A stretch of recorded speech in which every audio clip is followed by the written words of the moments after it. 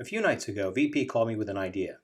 Instead of profiling something new this week, he wanted to take a deeper look into something which had been around for a few decades and proposed revisiting two older indicators which had been suggested by others, specifically the RSI and the CCI. The proposed hypothesis was that using these two indicators differently garnered results equal to or better than the more modern indicators we've been profiling. This is, of course, nothing new to us, as we always look at indicators through different lenses to see if they can do better for us. Before we see what's what, let's have a quick review of the indicators so we're all up to speed.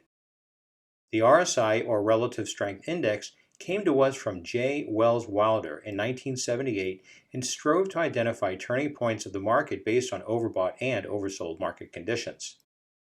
The CCI, or Commodity Channel Index, was introduced by Donald Lambert in 1980 and used in a similar fashion, identifying overbought and oversold market conditions.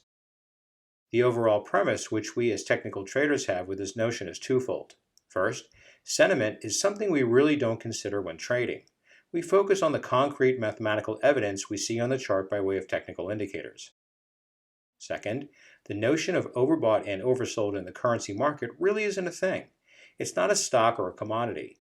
Price in the Forex market can continue in one direction for years, spanning thousands of pips. Both indicators have below chart windows containing an oscillating line that moves between a channel of sorts. If the signal line goes above the upper line, then it's considered overbought. And if it goes below the lower line, then it's considered oversold. The suggested hypothesis was that they did better by changing the upper and lower bands into a midline or zero line cross. Nothing super complicated.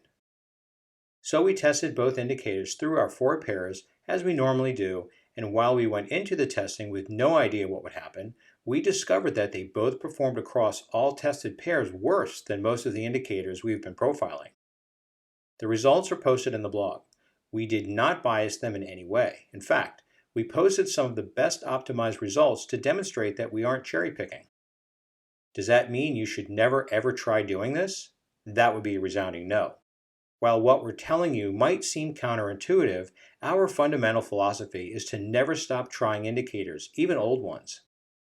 What we do suggest is finding modern indicators, or at least those which have phased into existence in 1996 or later, for the very basic fact that the math behind the indicators has become far more developed. In addition, that coding on various charting platforms have evolved to better display significantly more complex indicators.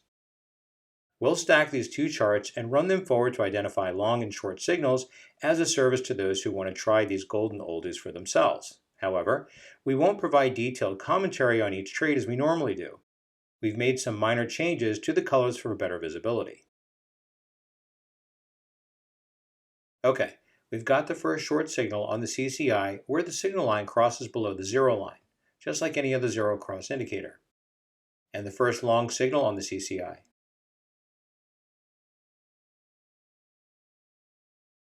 Here's our first short on the RSI.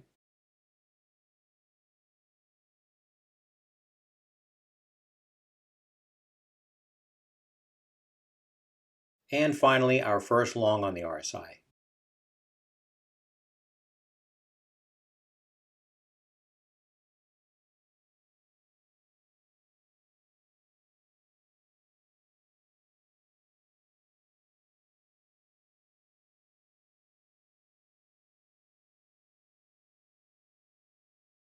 And there you go.